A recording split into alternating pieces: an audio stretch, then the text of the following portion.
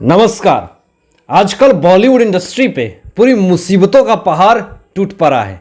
अभी एक बहुत बड़ी एक्ट्रेस के ऊपर ईडी का शिकंजा कसा हुआ है। कौन सी बड़ी एक्ट्रेस हैं जिसका शिकंजा कसने पे पूरा बॉलीवुड की बड़ी बड़ी हस्तियां हिल चुकी हैं, बताएंगे आपको इस वीडियो में।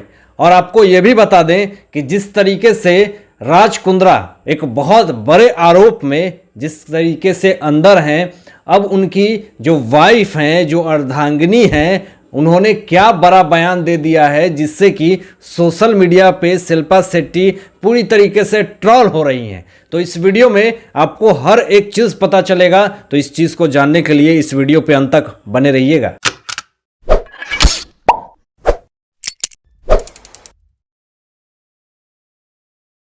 अभी पूरे बॉलीवुड इंडस्ट्री पे ईडी का शिकंजा कसा हुआ है, तो कभी एनसीबी का।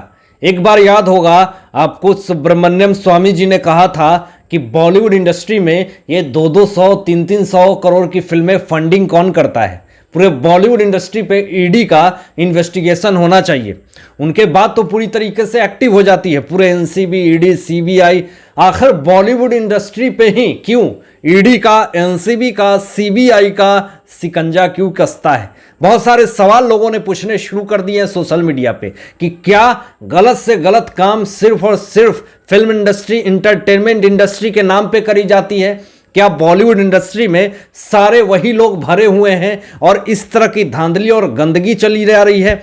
अब आपको बता दूं कि जैकलीन फर्नांडिस एक बहुत बड़ी एक्ट्रेस, जिन्होंने बड़े बड़े फिल्में दे दिए हैं, किक जैसी फिल्में, सलमान खान के साथ बड़ी बड़ी फिल्में, गाने उनके साथ शूट कर चुकी हैं, इनका बड़ा नाम बन चुका है।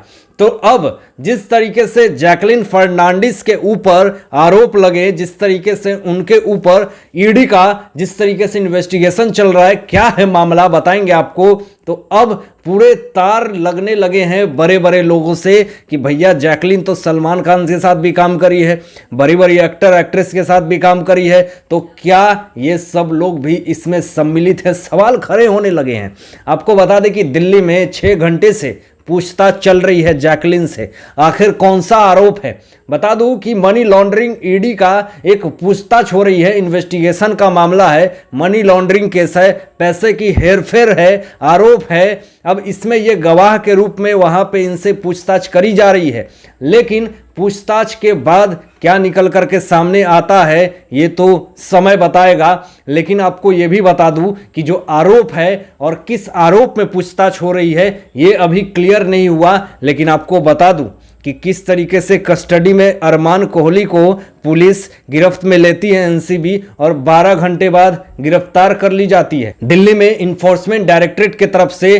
तो हो सकता है, पॉसिबिलिटीज कुछ भी हो सकती है, क्योंकि पुलिस पूछताछ के बाद ही बड़ा एक्शन लेती है। तो क्या अब जैकलीन की बहुत बड़ी मुसीबत पूरी तरीके से गिरने वाली है उनके ऊपर? और इस मुसीबत में कौन कौन लोग, बड़े बड़े लोग शामिल हैं, ये तो समय बताएगा। लेकिन जिस तरीके से इंडस्ट्री में इंटरटेनमेंट, एक इंडस्ट्री ऐसी बनी हुई है जो पूरे देश और दुनिया को इंटरटेन करती है, लेकिन कभी ड्रग्स माफिया सामने आ जाता है, तो कभी कास्टिंग काउच सामने आ जाता है, तो कभी नेपोटिज्म, स्टार किड का मुद्दा सामने आ जाता है। एक मामला शांत होता नहीं, दूसरा पूरी तरीके से गर्म है। ऐसी स्थिति में क्या इस इंटरटेनमेंट इंडस्ट्री को एक कड़ा कदम उठाने की ज़रूरत नहीं है? क्या इन लोगों को यूनिटी के साथ आगे बात को बढ़ाने की ज़रूरत नहीं है? कि आखिर सिर्फ और सिर्फ इंटरटेनमेंट इंडस्ट्री पे ही क्यों बड़े बड़े आरोप लग रहे हैं? तो क्या इस समय पूरे इंडस्ट्री को एक साथ खड़ा होकर के, यूनिटी बना करके, पूरे तरीके से इस पे पूरे देश और दुनिया में अपनी जो बयान होती है, बात होती है, वो कहने की ज़रूरत नहीं है?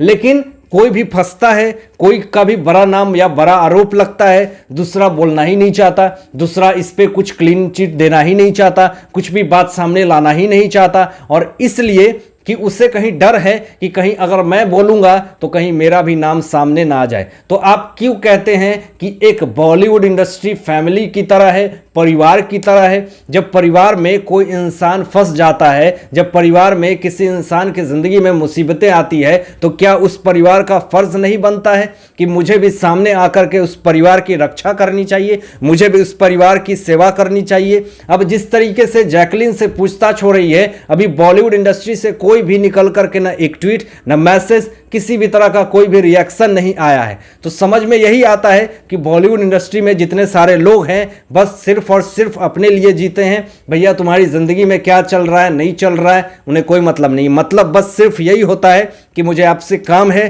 तो हम आपको पूरी तरीके से सपोर्ट करेंगे और काम नहीं है तो सपोर्ट नहीं करेंगे। ऐसे आरोप सोशल मीडिया पे लोग लगा रहे हैं और इस तरह के आरोप लगने का मतलब यही है कि पूरी तरीके से लोगों में एक बॉन्डिंग नहीं है, एक स्ट्रॉन्ग रिलेशनशिप नहीं है, जिस कारण से आज लोगों के रिश्ते, रिलेशनशिप और काम पूरी तरीके से टूटते हुए चले जा रहे हैं। कुछ लोगों ने तो यह भी तक कह दिया कि इंडस्ट्री में लोग काम करते हैं सिर्फ और सिर्फ पैसों के लिए, वहां फीलिंग्स और सेंटिमेंट नहीं होती है। और जिस तरीके से लोग ड्रग्स और इस तरह की कालाबाजारी चल रही है तो लोगों का माइंड भी डिस्ट्रैक्ट होता है और उसका पूरी तरीके से रिएक्शन जो मिलता है वो फिल्म में और स्टोरी में कोई भी पावर और कोई भी अटैचमेंट नहीं दिखता है। क्योंकि आपको याद होगा कि पहले की फिल्मों में किस तरह की चीजें, किस तरह का बॉन्डिंग और अटैचमेंट दिखता था, लेकिन आज की फिल्मों में वो सारी चीजें क्यों नहीं दिखती है? रीजन सिर्फ और सिर्फ यही होता है कि लोगों की बस सेल्फिशनेस।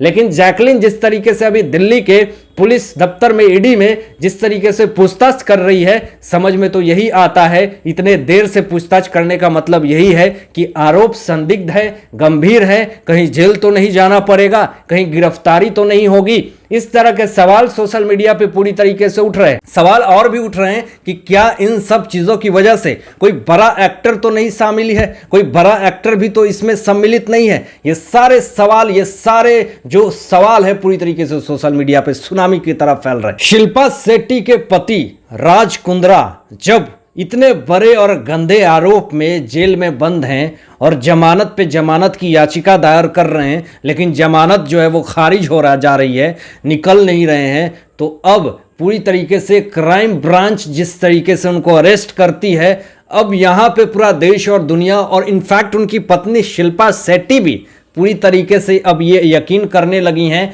कि उनका पति दोषी है। अगर दोषी नहीं होता तो वो जमानत पे होता और आज वो खुलेआम घूम रहा होता, लेकिन वो जमानत की याचिका दायर कर रहा है लेकिन खारिज हो जा रही है।